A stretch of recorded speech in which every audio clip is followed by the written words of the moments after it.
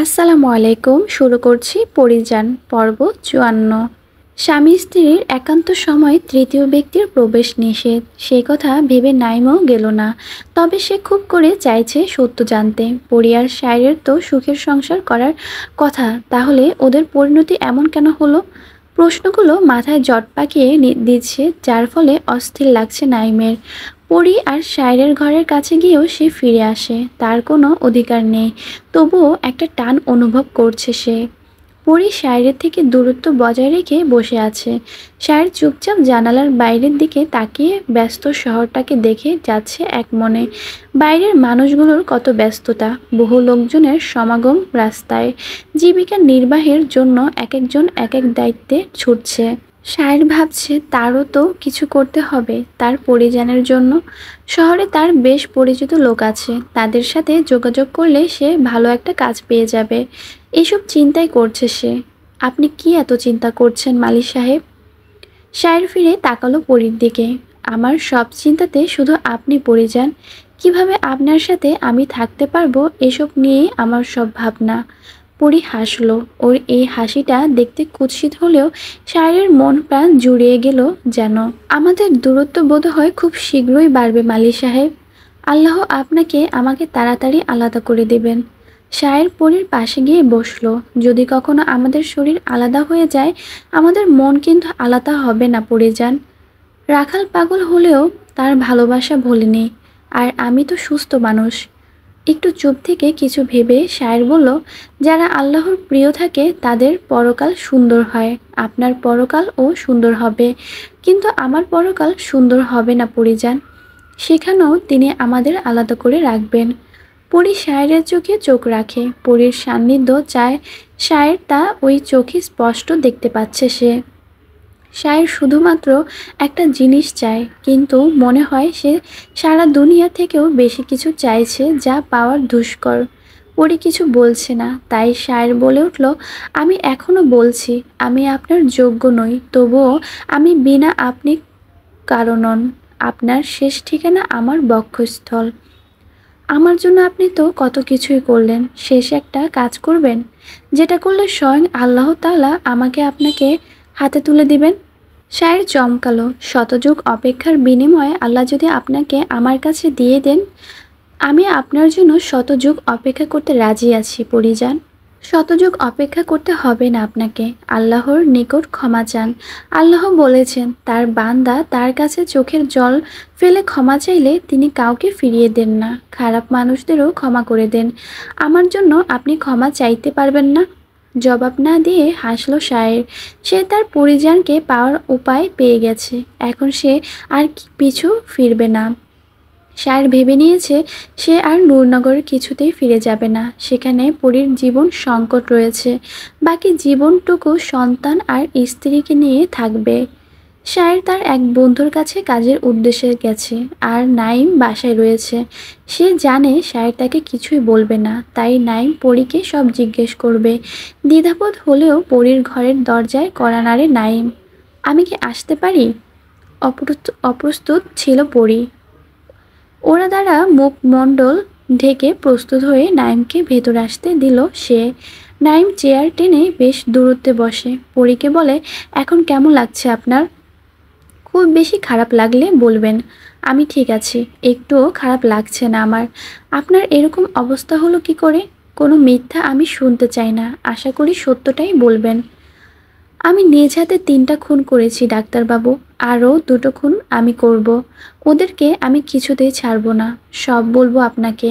তার আগে আপনি বলুন, আপনি জেল থেকে ছাড়া পেলেন কিভাবে? কিছুক্ষণের জন্য বাকশক্তি লোপ পেল নাইমের। পরীর দিকে কিছুক্ষণ তাকিয়ে রইল সে। 3টা খুন করেছে পরী, আর তা এত স্থিরভাবে বলছে যেন হত্যা করা পুতুল খেলার মতো। নাইমকে চুপ থাকতে দেখে পরী বলে, আমি সব বলবো, তার আগে আপনি বলুন আপনি কিভাবে ছাড়া পেলেন? আমাকে শেখর ছাড়িয়েছিল। পুলিশ ধরে নিয়ে যাওয়ার পর শেখর আমার সাথে দেখা করতে যায়। আমি ওকে সব বুঝিয়ে বলি। বন্ধুত্ব বিশ্বাস আমাকে করতেই হবে ওকে। শেখরই সব বলে, আমাকে ছাড়ায়।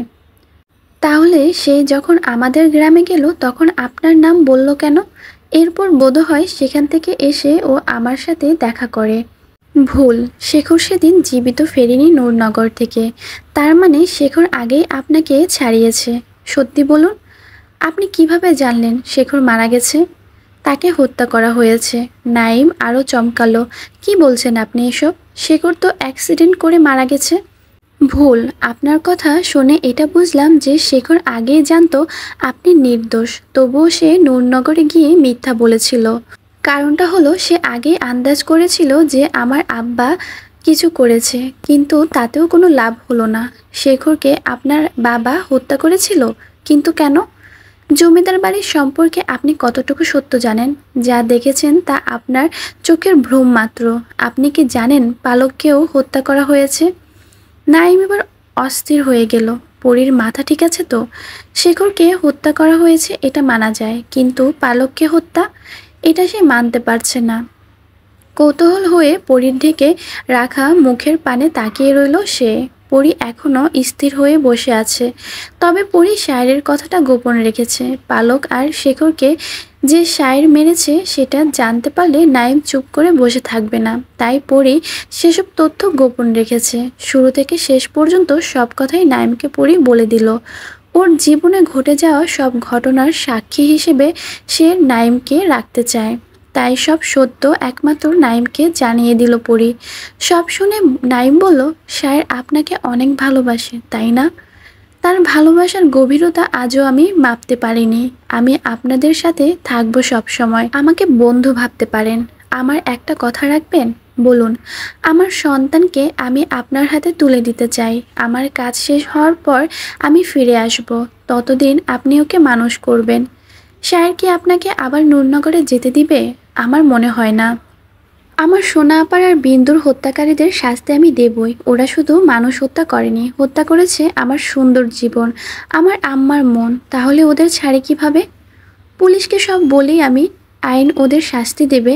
তাতে আমার মন ভরবে না। আপনি সাহায্য না করলে কোনো সমস্যা নেই, আমি অন্য পথ খুঁজে নেব। নাইম ওখানে আর বসলো না, বাইরে বের হয়ে এলো। অবিশ্বাস্য লাগছে ওর কাছে সব। তাহলে তো খুবই খারাপ লোক পরীর বাবা। কিন্তু পরীকে একবার যখন নূরনগর থেকে এখানে আনা হয়েছে, তাই পরীকে আটকে রাখতে হবে। না হলে বিপদ শুধু পরীর নয়, রূপালী, পিকুল আর জুনমানেরও ঘোর বিপদ। নাইম পায়চারি করছে। সে শায়ের অপেক্ষায় আছে। পরীর বিষয়ে কথা শায়ের সাথে বলতে হবে। শায়ের ফিরতে বিকেল গড়িয়ে সন্ধ্যা হয়ে এসেছে। দরজা নাইমই খুলে দিল। শায়েরকে দেখে স্বস্তির নিঃশ্বাস নিল সে। শায়ের জিজ্ঞেস করে, আপনি কি আমার জন্যই অপেক্ষা করেছিলেন? কিছু বলার ছিল আপনাকে, বলুন। পরীকে যথাসম্ভব আটকে রাখুন, ওকে নূরনগর যেতে দিয়েন না। পরিজান আপনাকে সব বলেছে, তাই না? নাইম মাথা নিচু করে সায় দিল। বলেছে। আমাদের এখন এসব বলার সময় নয়, আমি জানি। পরিজান আপনাকে সমস্ত সত্য বলেনি, না হলে এতক্ষণ আপনি স্বাভাবিকভাবে আমার সাথে কথা বলতে পারতেন না। এসব ব্যাপারে পরে কথা বলবো। শায়ের কথায় নাইমও সায় দিল। শায়ের চলে গেল নিজ ঘরে। পরী তখন ঘুমাচ্ছিল। বেশ দুর্বল এখন পরীর শরীর। তার উপর এখন বমি হয়, তবে খুব বেশি বমি হয় না। অসুস্থ শরীরে সামান্য বমি হতেই পরী আরও দুর্বল হয়ে পড়ে। তাই শায়ের চায় পরীকে একটু বেশি সময় দিতে। পরীকে ঘুমাতে দেখে শায়ের নিঃশব্দে পরীর পাশে গিয়ে বসে। হাত পা গলার ক্ষতগুলো কালচে বর্ণ ধারণ করেছে।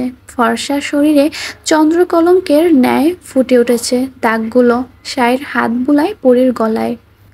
আমি ভাগ্যবান আপনাকে পেয়ে, আপনার ভালোবাসা পেয়ে। আপনি ভালোবাসেন বলেই আমি ভাগ্যবতী। পরী জেগে গেছে। পূর্ণ দৃষ্টিতে সে শায়ের দিকে তাকিয়ে আছে। আপনি যদি ভালো কাজ করতেন তাহলে আমাদের জীবনটা অন্যরকম হতো। পরীর মাথায় হাত বুলিয়ে দিল শায়ের। এরপর থেকে আমাদের জীবন সুন্দর করে গড়ার চেষ্টা করব। আপনি শুধু কথা দিন, নূরনগর যাওয়ার চেষ্টা কখনোই করবেন না। কিছুক্ষণ শায়ের দিকে চেয়ে থাকে পরী, তবে জবাবটা সে দিল না।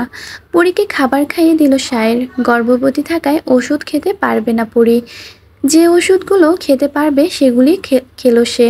এজন্য সেরে উঠতে বেশ দেরি হচ্ছে। তবে শায়ের ধৈর্য দেখে নাইম বিস্মিত। ইস, সে যদি এভাবে কাউকে ভালোবাসতে পারত কতই না ভালো হতো।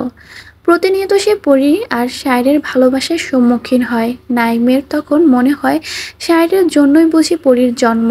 ভালোবাসা অট্টালিকার প্রয়োজন হয় না, তার প্রমাণ একমাত্র সায়ের। বাইরের দিক সামলে কিভাবে পরীকে সময় দেওয়া যায় সেটাই সবসময় সায়ের ভেবে চলে। 5 মাস পার হয়ে গেছে, তবুও সায়ের একটুও ধৈর্যহীন হয়ে পড়েনি। সর্বোচ্চ চেষ্টা করেছে পরীকে সুস্থ করার। সায়ের প্রতিটি মোনাজাতে কেবল পরীই ছিল। আল্লাহ বোধহয় ওর কথা শুনেছে।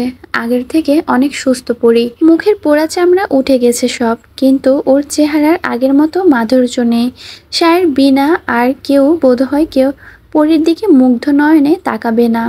তবে এতদিনে পরীকে নূরনগরের কথা ভুলিয়ে দিয়েছিল। প্রথম কয়েকদিন পরী সায়েরকে মালা রূপালী জুনমানের কথা জিজ্ঞেস করলেও এখন আর করে না। নিজের শরীর আর অনাগত সন্তানের কথা ভেবেই দিন পার করছে সে। কিন্তু এতদিন পর একটা চিঠি পরীকে অস্থির করে তুলল। চিঠিটা হাতে নিয়ে স্তব্ধ হয়ে দরজার সামনে দাঁড়িয়ে রইল পরী।